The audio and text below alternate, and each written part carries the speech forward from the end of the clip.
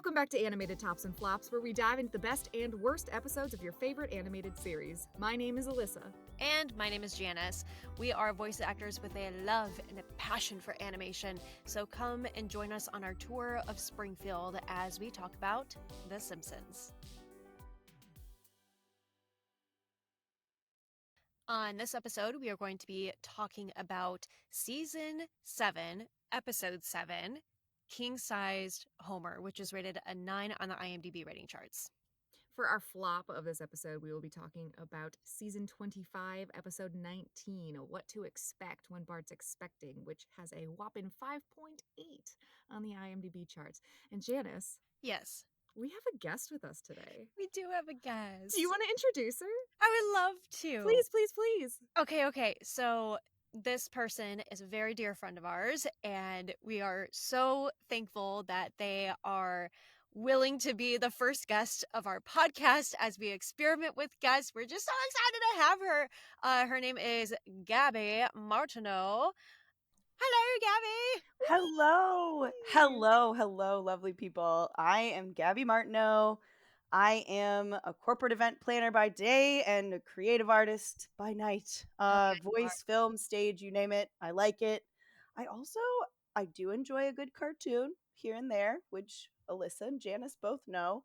But I have also seen hilariously few episodes of The Simpsons. However, my husband quotes it all the time, so it feels like I've watched it a bunch somehow. Anyways, I'm really happy to be here. Thank you for having me on. I cannot wait to discuss. Yay! It's going to be fun. It's going to be super fun. Yeah. Yes.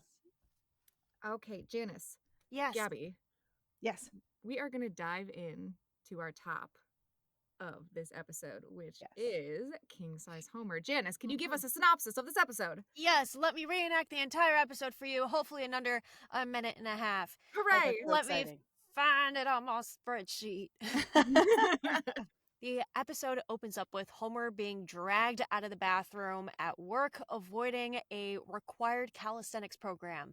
Lenny and Carl mention that a coworker got out of the workout program by getting hurt on the job and getting workman's comp, so he's got to work from home. Homer tries everything in his power to get injured. It's a hilarious little montage. So he tries to get injured on the job, or he tries to find a disablement in a disablement book to claim so he can get out of working and get out of working out. He learns that being over 300 pounds is considered obese and sets a goal to gain 61 pounds. Homer goes to Dr. Hibbert, who refuses to take part in Homer's plan, but refers him to Dr. Nick, who tells Homer to gorge himself slowly. Then beginning the weight, Then the weight gaining montage begins, where Marge confronts Homer on the weight gain after nearly caving in the bed. She goes, "Whoa!" as soon as he sits on the bed and is like, "Have you gained a little bit of weight?" Homer reaches his goal and then some by landing at a whopping 315 pounds, qualifying for the work from home disability with an official visit from Mr. Burns and a news reporter. Cut to Homer purchasing the infamous blue and pink floral muumuu. Lisa convinces Marge to convince Homer to stop this scheme out of love, attraction, and his health. Homer finds a hack to get out of working and creates a core meltdown at the plant and is forced to go to the plant in person to release all of this backed up gas and ends up saving the town from a Chernobyl-like event. And Homer agrees to go back to Burns's calisthenic program as a punishment, but it ends with Burns just paying for liposuction. And that's the episode. Yay! Good synopsis, Janice. Thank you. Before we get into all the good stuff, let's talk about the people that make this happen with the writers and the directors. Yes, Alyssa, Yes. Can you break down who wrote this episode? Who directed it? Where do we know them from? Oh, I'd love to. So the director of this episode is Jim Reardon, who has been a director for one of the tops of this episode.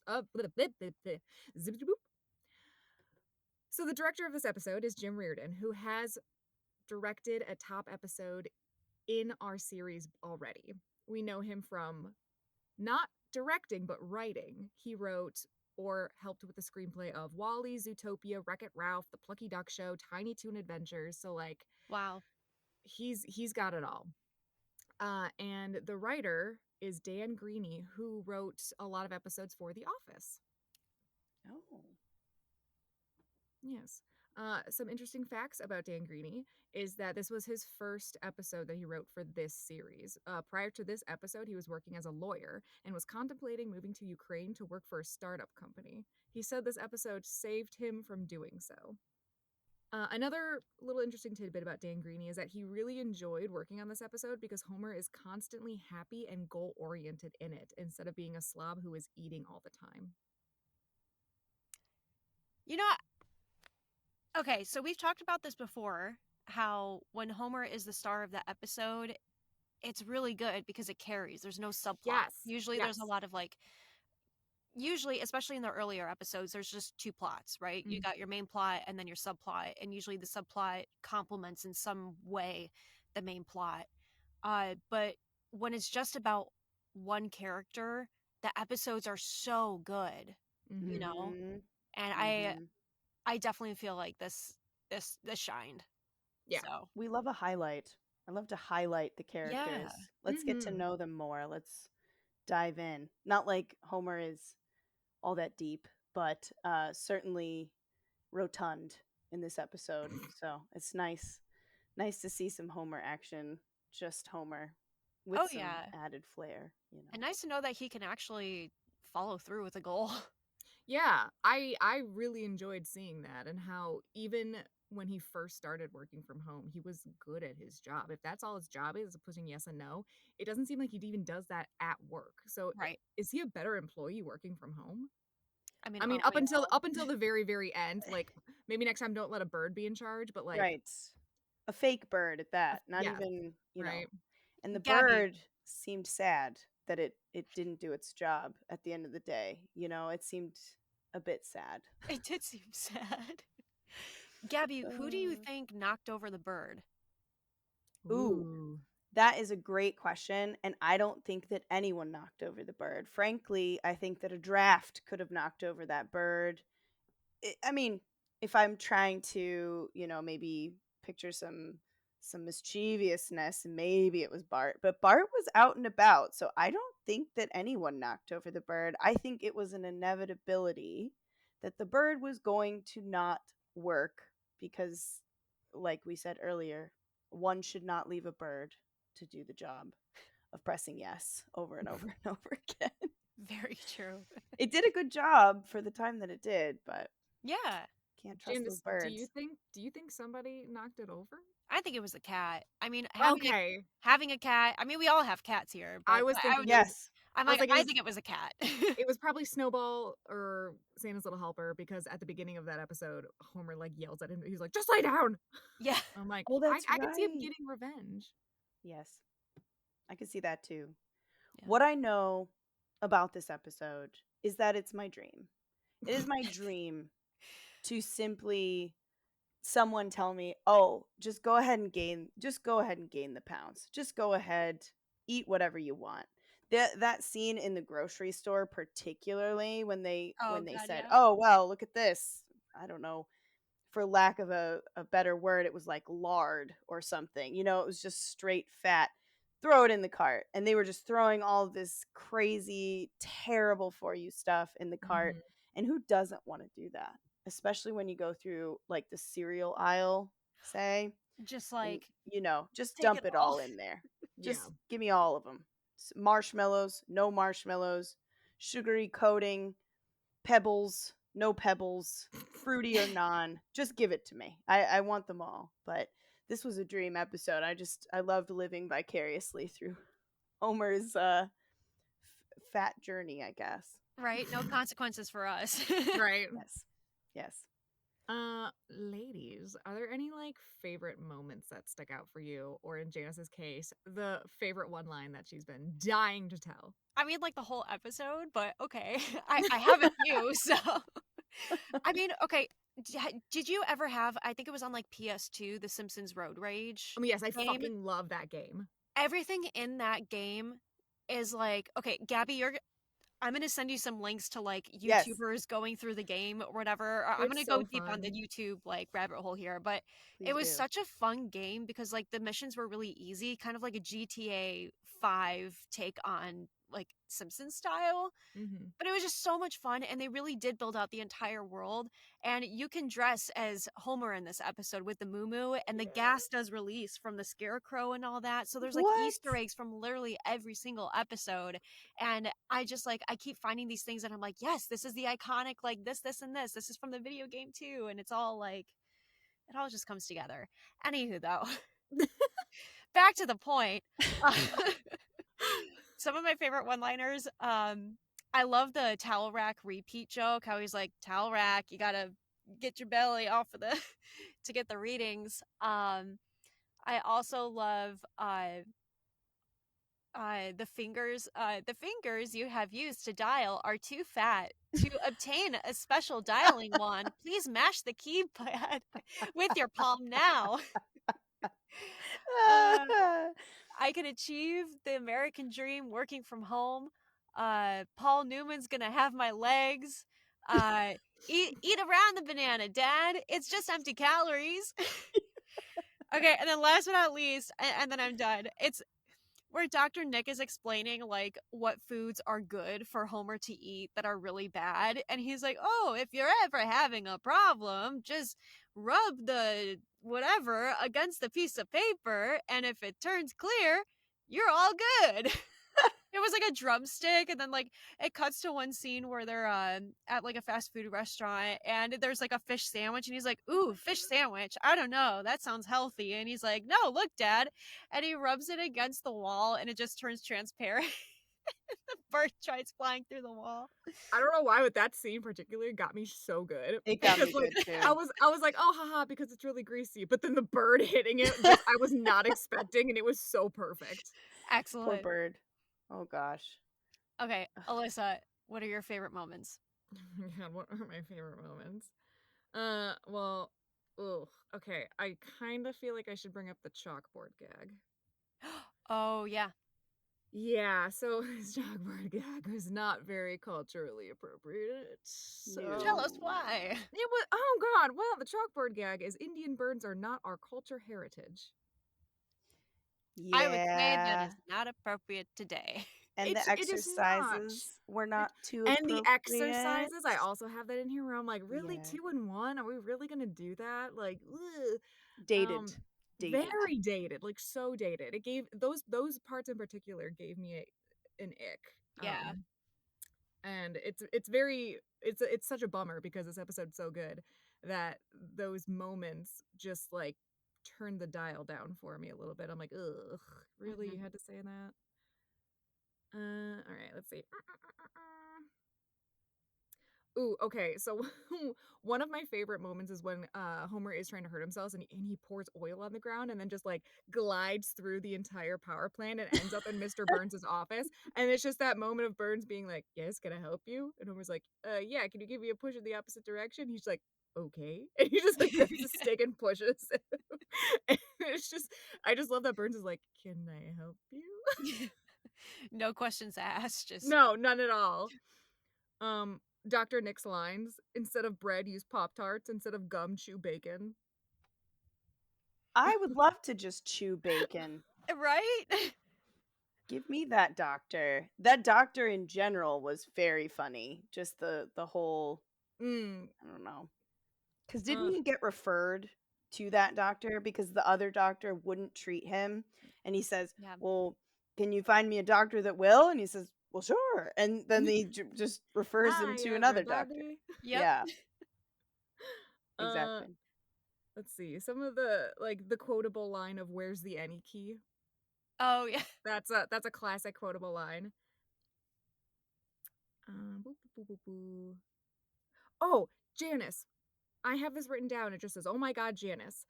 Because uh, after Burns presents him with his workstation, he still doesn't know who Homer is. And this is after the Who Shot Mr. Burns episode. Call back. And I was just like, how can he still not know his name? And I like gasped out loud and I had to pause and I was just like, that is so hilarious that this entire thing with Who Shot Mr. Burns happened. And then, he goes into Homer's house and he's like, yeah, here you go. And then he's like, to my coworker. And then he looks over his mail and goes, what's his name again? Yeah. Like, I thought that was absolutely nuts. And I needed you We to love a know. callback. Like I just love. I love It it. sounds like there are a lot of those in The Simpsons in general. I mean, they have so many episodes. How can you not call back? It's an epic tale. Oh yeah, and so many taglines too. Like Bart has like "Eat my shorts." He has Mhm. "Cowabunga." He's got "I didn't do it." Like they just go on and on and on. Gabby, what are some of your favorite moments of this episode? Okay, so you've said a lot of good ones. Those are definitely some of my favorite spots. But highlights for me are when he picks out the moo and he's in the, big and tall store and he's like, I need something that I can or what was it? It was like something stylish that I can wear everywhere or something to that effect. And he picks the moo that is just bold as brass. So that was fun. Uh Additionally, I really enjoyed that he was the one who plugged up the hole. In the end, he was the one that saved the day. And he was laughing, and I was like, why is he laughing right now? He's talking to them. Why is he laughing? And it's obviously because they're spraying him down. Didn't didn't know that until they panned downward. I thought that was a good moment. And then there was one more, and I don't know why, but it has left my brain. So as we talk, I am sure I will think of it. Um, in general, I just really enjoyed the grocery store and how Bart jumped in to help because this was like somehow a father son activity that Bart decided this is our bonding, that I'm gonna help make you fat. Um, Such a poor influence on Bart. And then him having that flash forward of like, I'm gonna be just like dad with my disability. Oh And my it cuts God. to like a 600-pound life with him like, with the stick, and he's like yeah, imagining it. He's like, yeah, my wet towel. And then he like puts it to Lisa and he's like, and she's like, ah. I can't. I mean, so the episode did border sometimes on this kind of fat phobia stuff. And I noticed that Mm-hmm. throughout. There were some references to morbidly obese people. And I do think that, as we stated earlier, it is a dated episode. It was made. Yes. When did we say it was made? We What year? didn't, but I will tell you, Good it call. aired on November 5th, 1995. 95. What a good The year. 90s were all about, I mean, we were like what, only 4 years old at that Mm-hmm. time, but still, we can tell from media looking back that it was very much of like the heroin chic era, Mm. Hmm. you Mm-hmm. know? Valid. Mm-hmm. I did. I thought of it. I thought of it, ladies. It's the moment, one of the moments that I enjoy quite a bit is when he's figuring out what disability he can get to be off of the job. Well, off of the on-site job, and he tries to get injured on the job, and he's there on site, and he keeps trying to do things and they just won't happen to him. They keep happening either after he leaves or before, and specifically when he is standing there waiting for something to fall on him, and he's just there and it falls to the right of him. He goes and stands to the right and it falls to the left of him.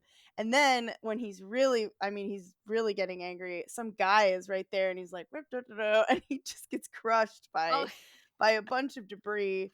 And then Homer's like, well, I, I'm kind of glad I wasn't standing there. Like, he actually said that. I thought that was hilarious. His journey to figure out what disability he could potentially create for himself, which also has its issues, but I digress. yeah.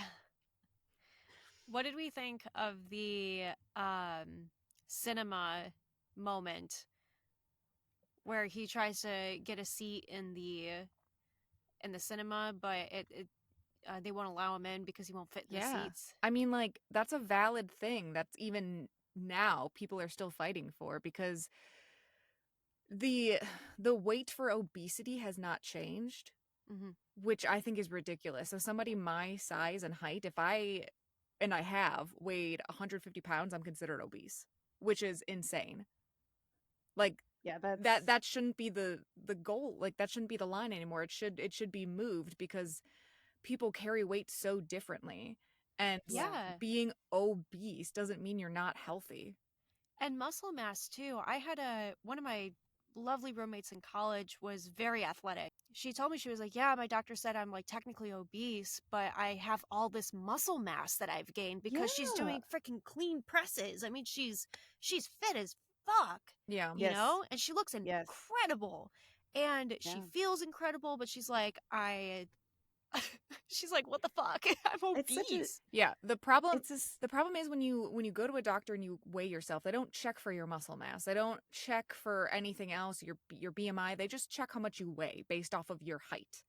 And Yeah, and that's wrong. that's where they determine it. And that is so wrong. You're right, because muscle weighs more than fat. And so if you have Yes, more half of muscle, these Olympic athletes are obese, yes. probably, because I mean they're all muscle. They And got like like it's true. 10% body fat. it also goes to show that like yes, people carry weight differently. Some people might have like a bigger behind than they do the rest of themselves just based off of their shape. And like airplane seats and some movie theater seats, yeah, they're really small. They're tight. Like so tight that even somebody that is not considered obese are so uncomfortable in them. And that's Yeah. not an issue with the people sitting in them. That's an issue with the people that are making them. Yeah. You know, I worked at a theme park when I was a youngin, and that is something that definitely came up. It came up quite often, whether someone could physically fit in the space that is provided. And as someone working there, we did our very best to try and make it as not embarrassing as possible, as, you know, as subtle, discreet as possible. But it is embarrassing. Of course it is. And so Yeah. it's interesting because I do think that, you know, highlighting that, I think about if I were a morbidly obese person watching that, how that would make me feel, you know, that wouldn't hit the same. And I do think that obviously 95 was 1995.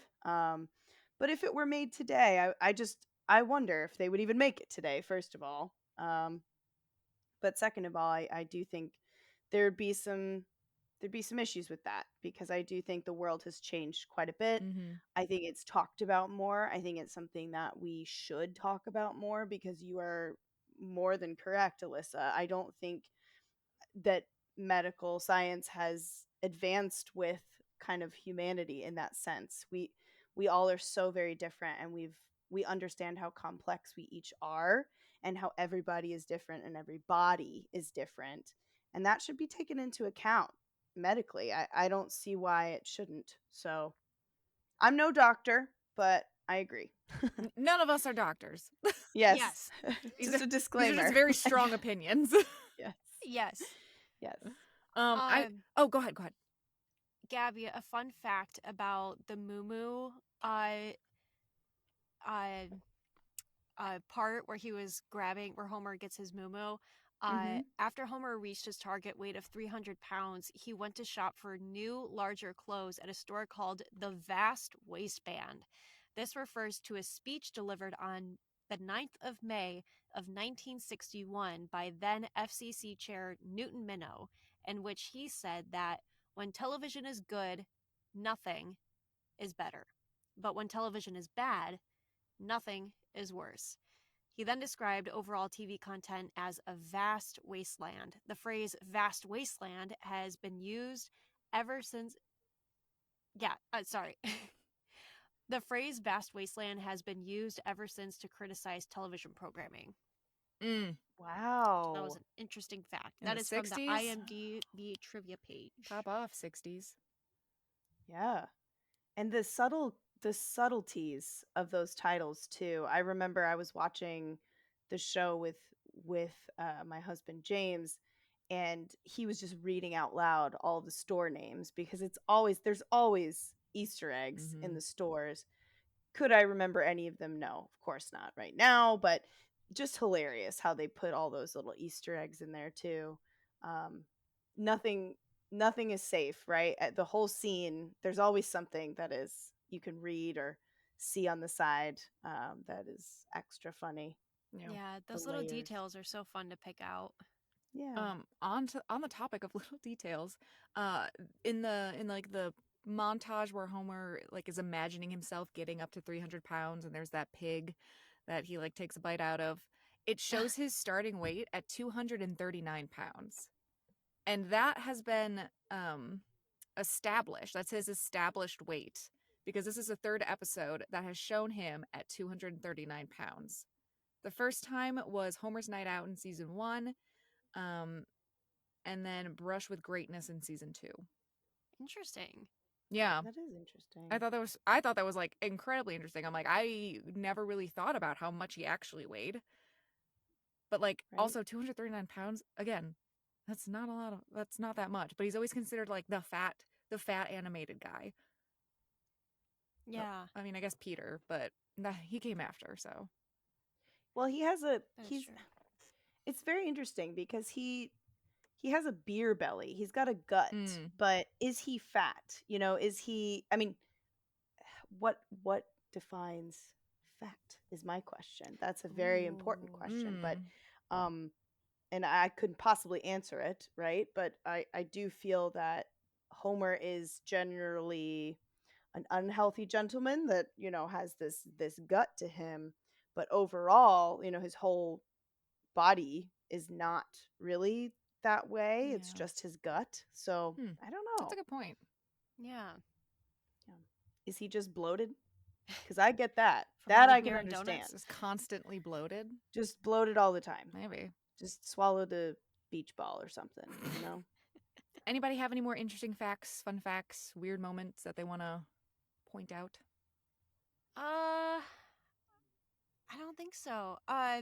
Gabby, this was rated a 9 on the IMDb rating charts. Do you think it should still be rated a 9?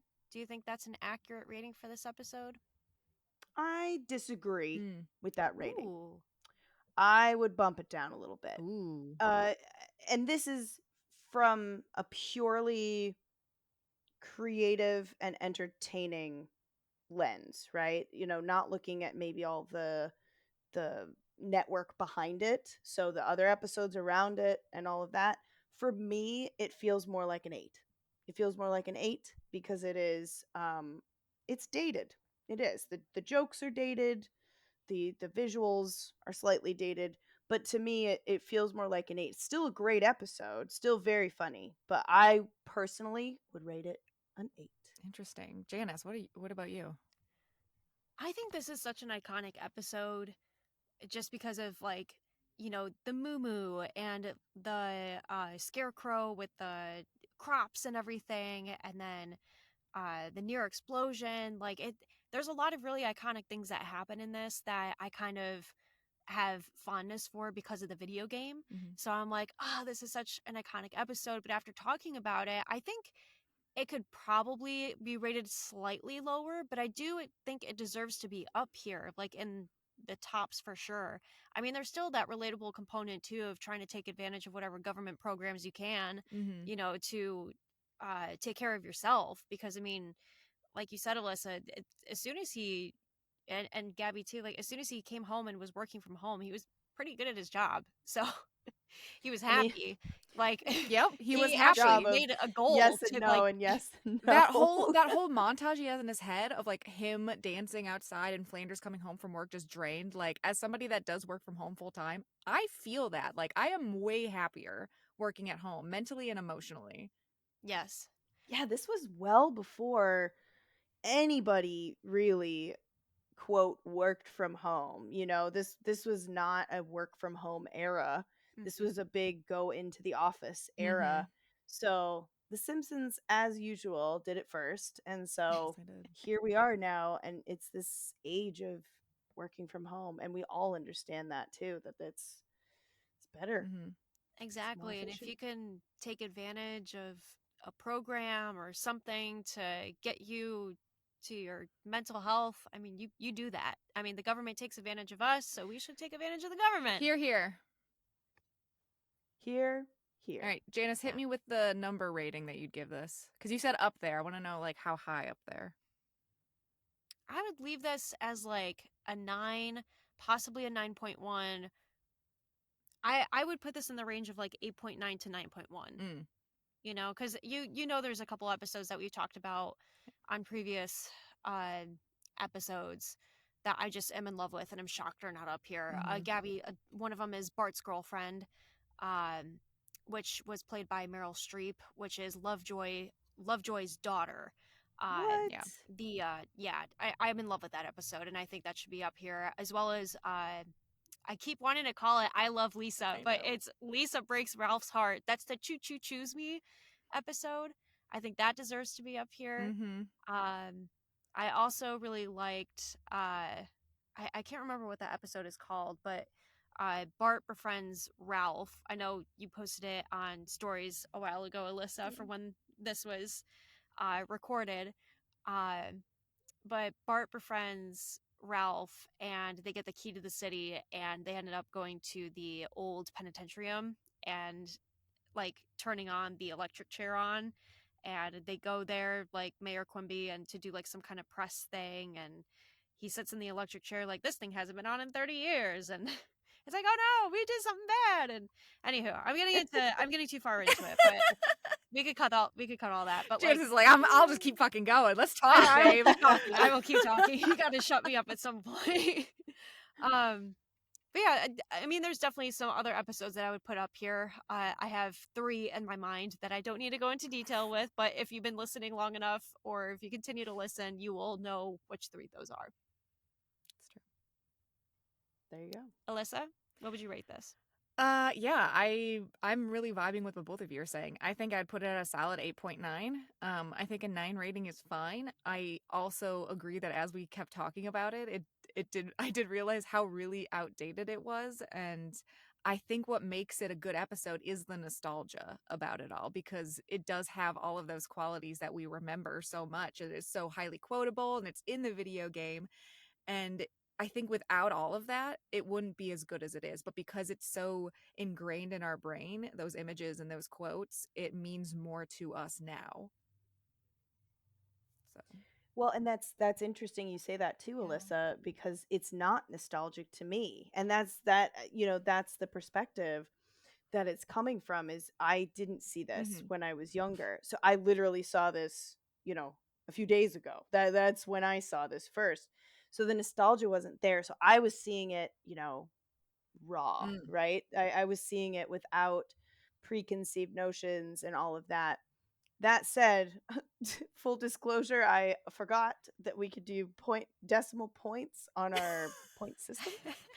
So I skipped right down to an 8. Probably would do more of an 8.5 if it were me. So That's just fair. taking that up a notch. Yes. I do think it deserves attention. It is a good episode. It's a solid Simpsons episode. There's a lot of very quotable material in there. And the Moo, I even know about the Moo, and I don't know anything about The Moo. Simpsons. So, that said, 8.5. We're leaving it at a solid 8.5 Alrighty. because All I know. right.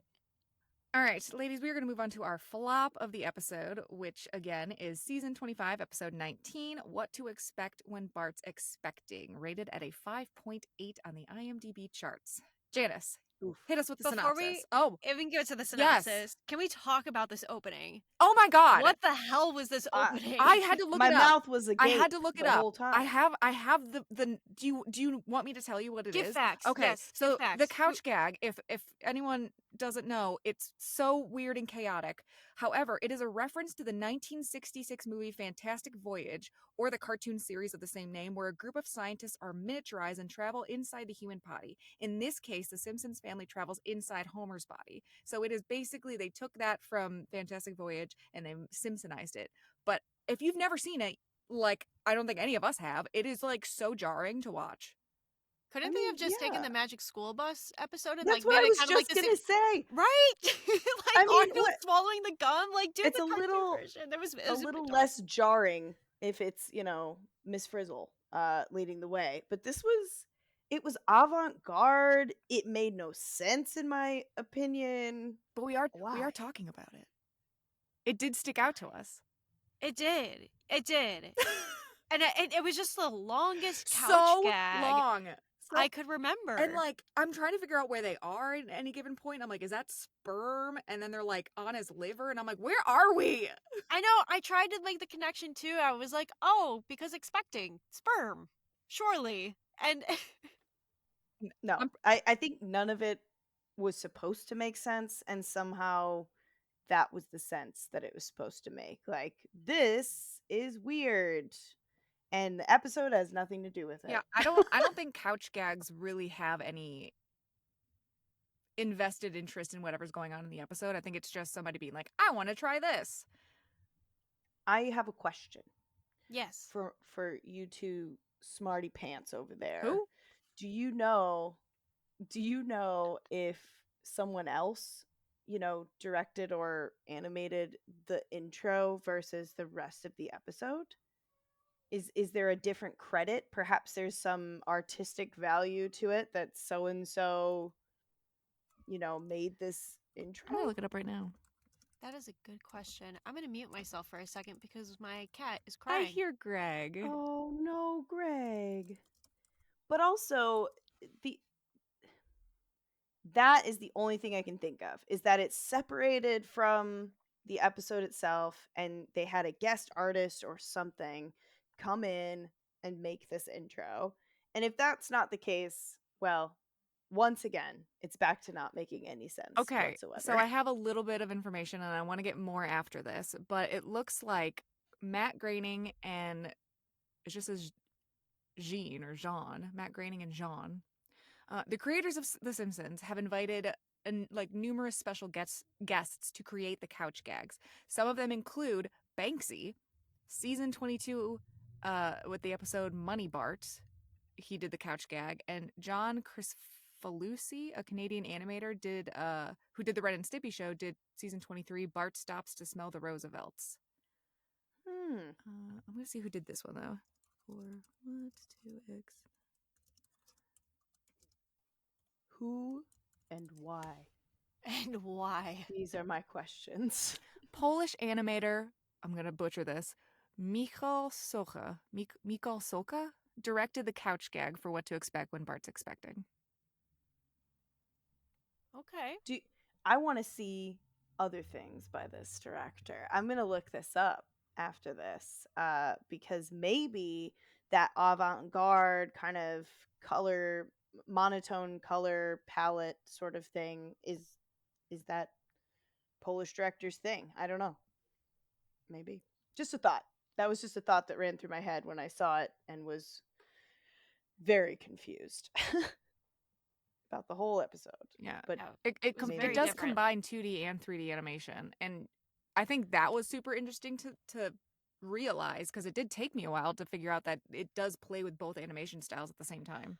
Maybe, okay, I felt a little unsettled during that, and maybe that's why I felt a little unsettled because it kept flipping between the two, but also the color palette was really jarring. Very, very stark. The red and the black. Yes. Yeah. Yes. Agreed. That's really interesting, though. I'm going to start putting in who does the couch gags in these because I think that's like a really interesting thing because they do bring in different animators, and I had no idea. So bravo, Gabby, for adding a little bit to our podcast. Thank you, Gabby. Always here to help. We can expand our lore. Not knowing anything about The Simpsons before, I think I have this like mentality of just a sponge, just a childlike wonder about The Simpsons that I want to know more. I even told my husband I want to start from the beginning, and he said, "Oh, good luck with that." I mean, you totally should because you're gonna find gems of episodes. You're gonna find not so good episodes, but right.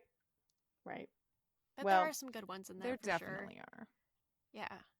Well, this one maybe wasn't.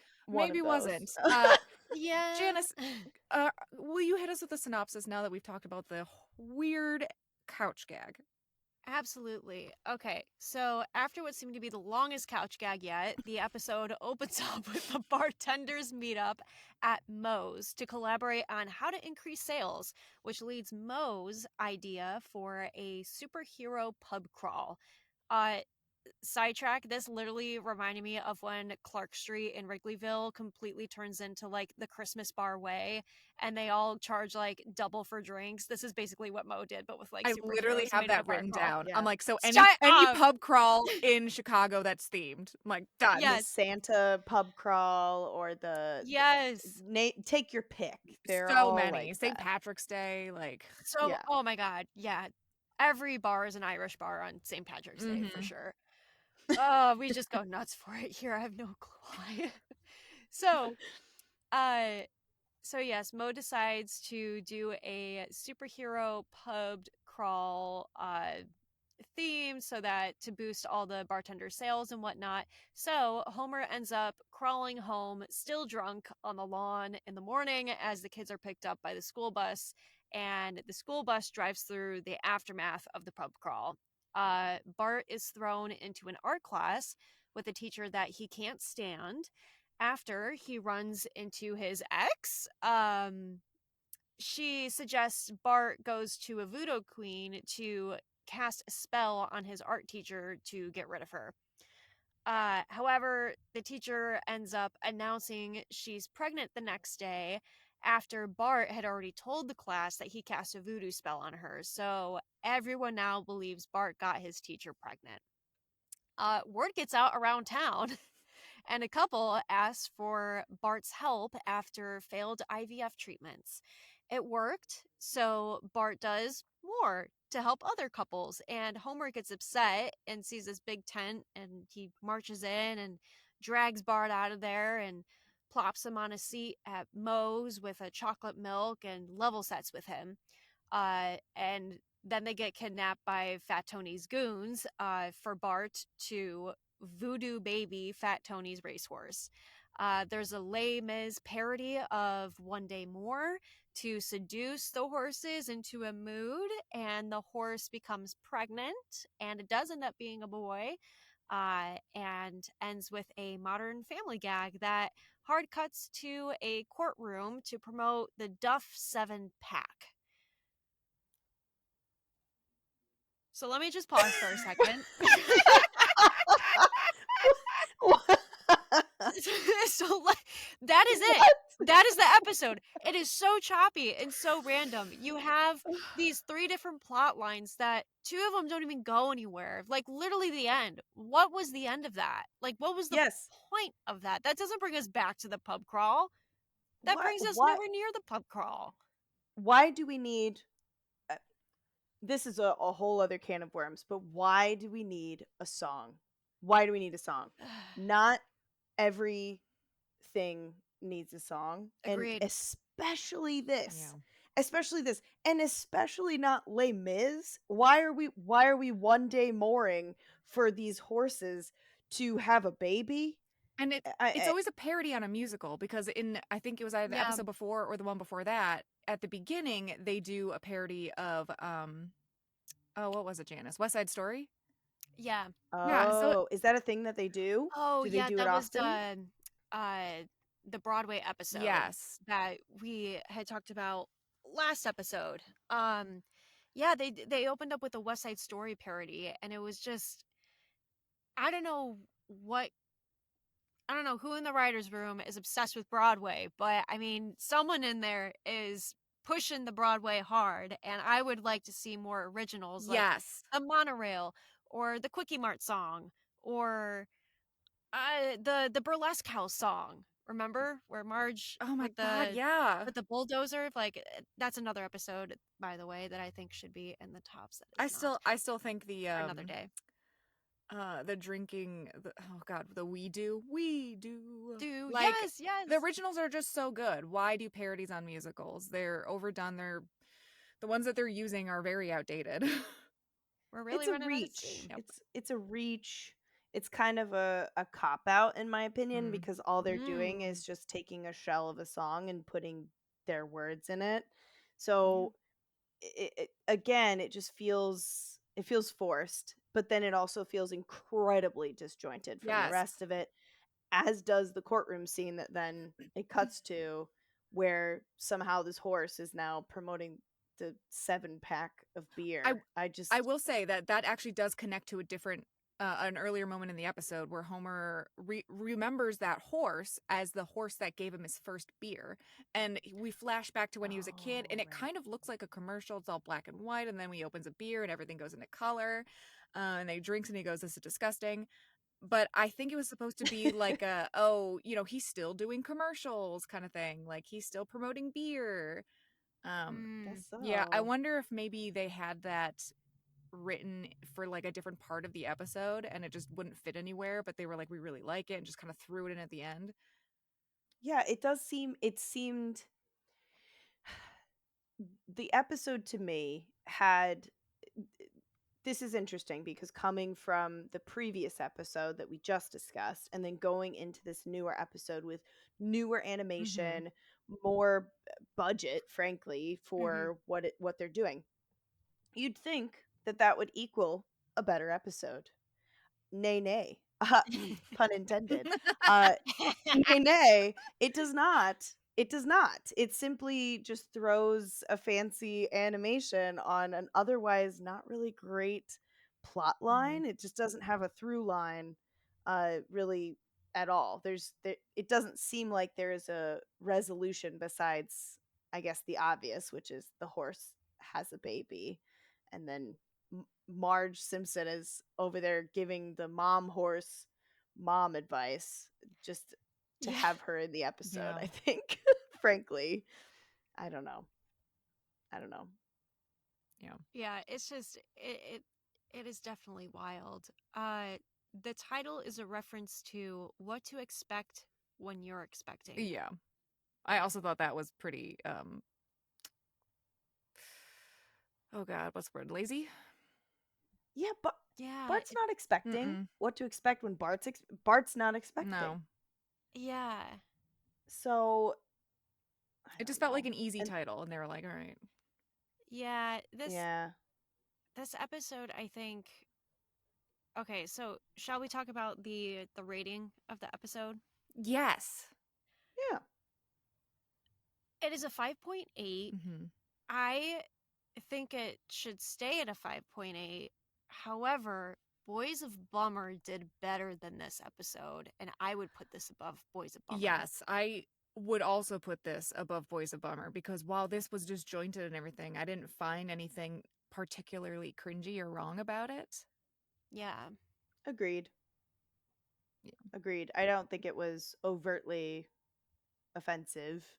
I mean, th- there's always going to be something. They're going to jab at something, and I think I'm understanding more now that that's what the Simpsons do. They talk about pop culture, but then they also talk about everything, and they essentially parody everything. So, understanding that, I would agree it doesn't seem particularly cringy besides the fact that it wasn't as enjoyable as say another more iconic episode. Right.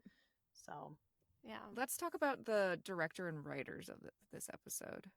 Yes. Um, Yes, please tell So us. this episode aired on April 27th. Oh my god, that's actually hilarious. I'm going to go straight to the couch gag after this. Um, this episode aired April 27th, 2014. Before we get to the writer and director, the the chalkboard gag says you can't play April Fool jokes on April 27th. Ah, oh, And I didn't cute. understand it until this very moment. Cute. ah, Little Easter egg. I know. See, I like that that. is That's an really Easter cute. egg. I didn't understand that either, and I thought, well, maybe it's a callback to some other Simpsons reference, but now I That's get really it. funny. Okay. I get it. The director of this episode is Matthew Nastuk. He's only ever directed The Simpsons, nothing else. The writer of this episode is John Frink. Again, pretty much only The Simpsons. However, he won a Primetime Emmy for Treehouse of Horror XXXIII in 2023. That's recent. Yes, it is. An Yeah. Emmy. I know. I think I'm gonna watch that as soon as we're off tonight. I saw that and I was like, I have never seen that episode. And I too am very intrigued. Yeah, that's not the one where Bart Ooh. dies, right? Because that was 2020? I don't actually know. Let's see. Wait, Bart dies? So Sideshow Bob is like notoriously always trying to kill Bart. But in one of the Treehouse episodes, he actually gets the opportunity. it didn't do very well from what I recall in ratings and whatnot and feedback. But Okay. Okay, I think but still, the Treehouse Horrors episodes are just elite. yes, they're always in terms of. So this one does parodies on 3 very different styles of horror. The first one, a parody on the Babadook. The second, a parody on Ooh. Death Note.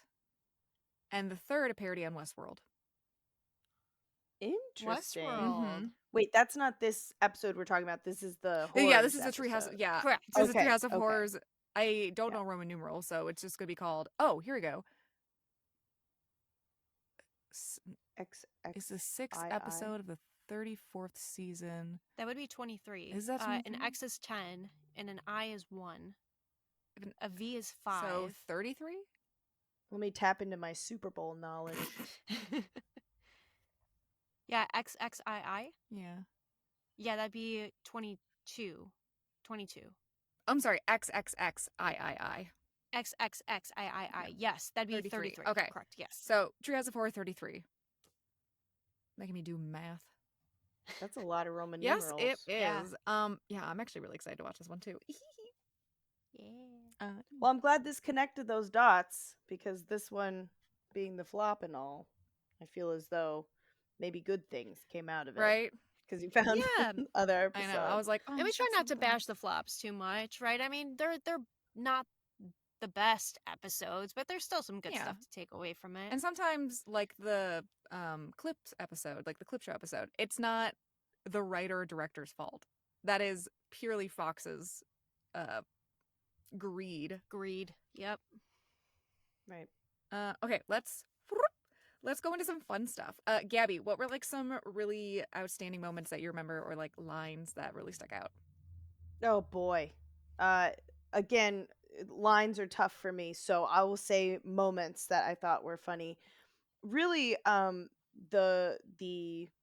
horse, the original horse that they were supposed to get together with the lady horse to make a baby, turning out to be gay, and his whole shtick is he like turns on the radio and It's Raining Men plays and he's dancing to it, and that's his way of telling them that he's a gay horse.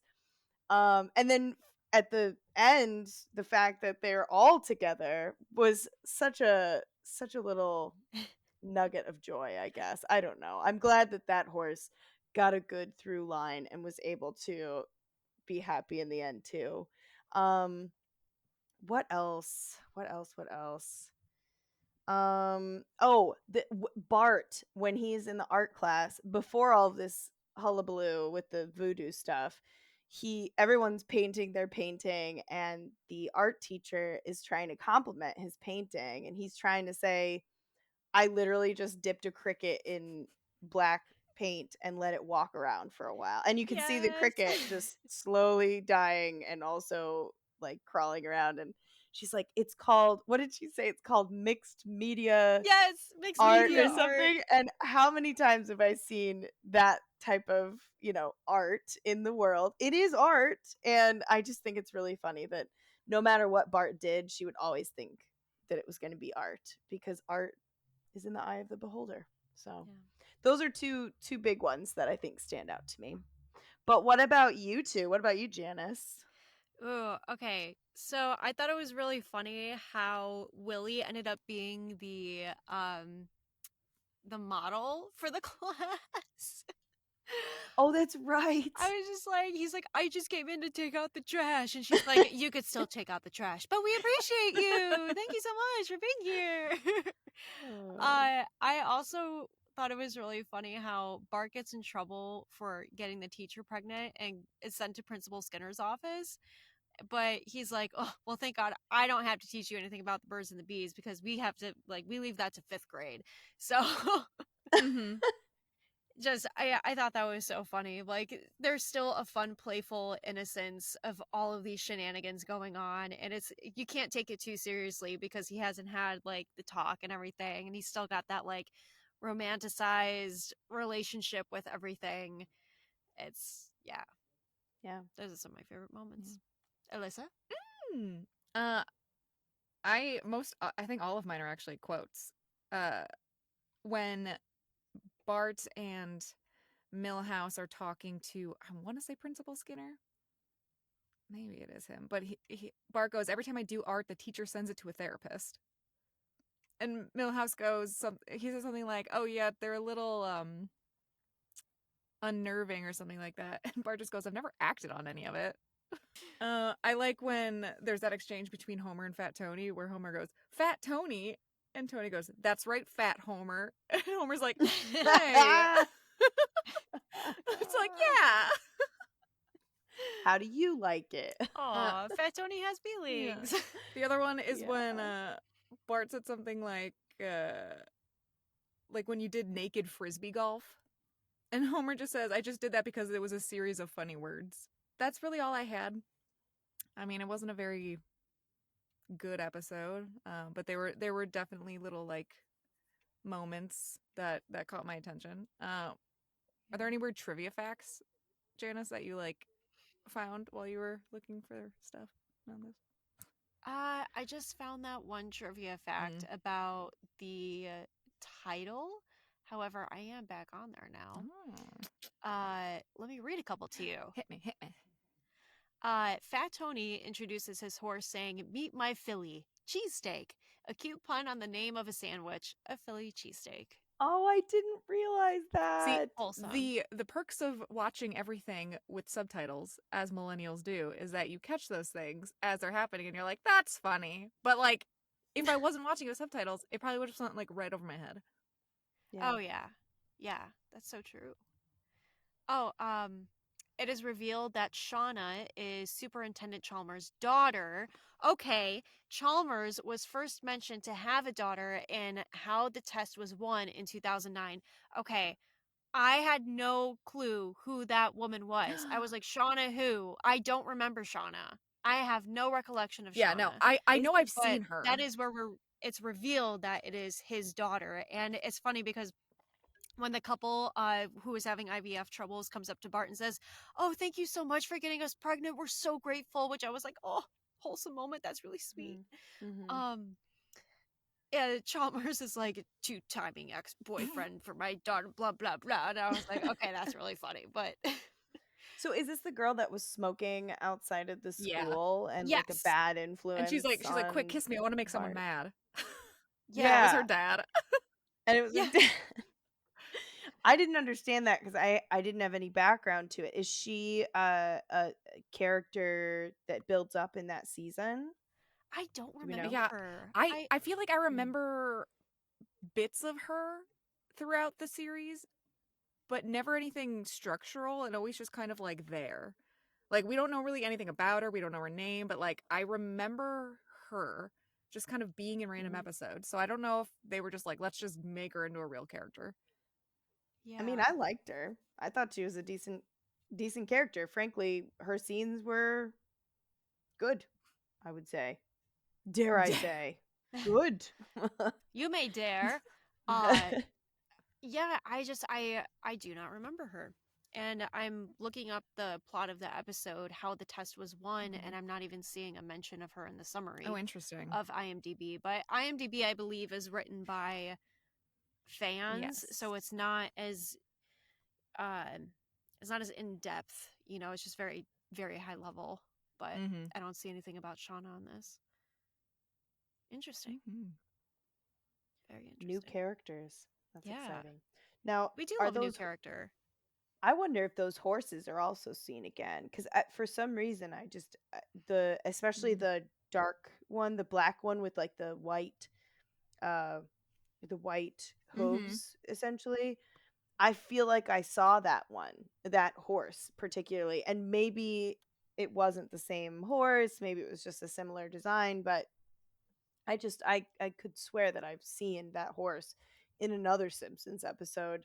The minimal amount that I've seen, I wonder if those horses make another appearance It's too. highly possible because the horse that you're speaking of is one of the horses for like Duff beer.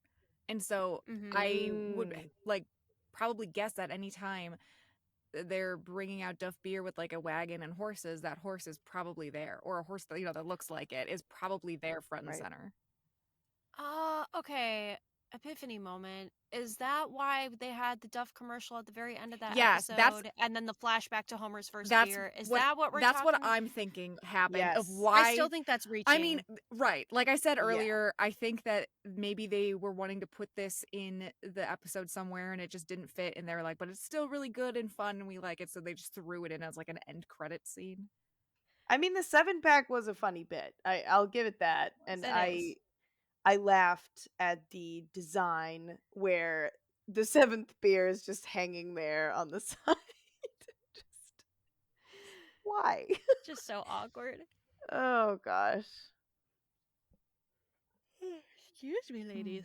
I don't have any fun facts either. The only one that I thought was like kind of interesting is that in one of the episodes, I don't remember which one, it is revealed that Homer and Smithers' favorite song is It's Raining Men. Oh, I love that. That is funny. It's raining man. Hallelujah. It's raining man. Cuz was Homer I feel like Homer was dancing to that song too. That's funny. I kind of I want to watch that scene back because the horse was dancing, but I feel like Homer was also dancing during that time, so maybe it's a callback to his favorite song. I don't know. Makes sense that it's Smithers. It's funny that it's Homer's too. All right. We kind of mentioned this a little bit earlier in the episode. But let's hear your ratings and if you would keep it at a 5.8 or not. Wow. So what did you say 5.8 Mm-hmm. is the rating right Yes. now? Yeah. Yeah. I would keep it at a 5.8. I would not increase it whatsoever. I would, if anything, decrease it, but I'll keep it at a 5.8. That's my judgment. That's my judgment. Yanis.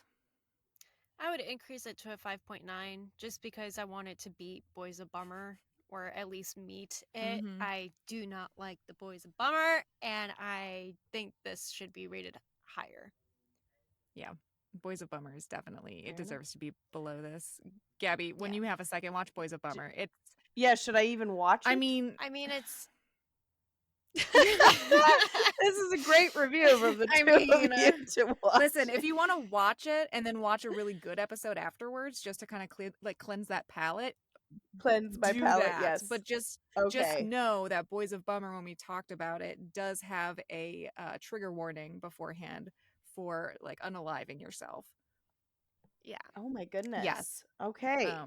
So I will plan to then watch a happier episode, I suppose. Yes. Yeah.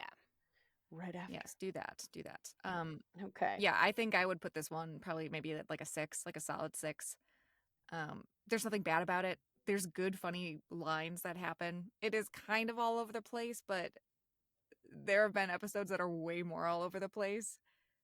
And I think this one's just fine. I agree. There's been worse. There has been worse. If it was the opening alone, I think I would lower the rating. But since it is not just the opening, we give it Honestly, what it gets. knowing more about the opening now than I did walking into this episode, I kind of dig it. I like the idea that they bring in these special guest animators to do the couch gags because they are very iconic and some of them do stick out and some of them are really weird and it makes you go, who did that? And you look it up and then you, like Gabby said, I want to see more of their stuff. Yeah. I mean, and what a great thing to showcase new animators too and give them a chance. Oh, yeah. Like, that's really freaking cool. Yeah. I think I have okay, that's fair. That's I have a new fair. Maybe I have a new respect for couch gags now, I think, than I did before. Yeah. Oh yeah. I came in too harshly. I suppose it is artistic. We all came in harshly. I mean, it's not my notes. We can change our minds. We change our minds we often. Can be influenced. Often on this podcast, Janice and I are like, well, hang on now. We really do. Yeah. And we make discoveries that maybe we're supposed to be linked and yeah. It's good to have perspective. I do think that, looking over the whole episode and the perspectives of the episode, wasn't the worst thing I've ever seen. Wasn't the best, but it wasn't the worst thing, that's for sure. Yeah.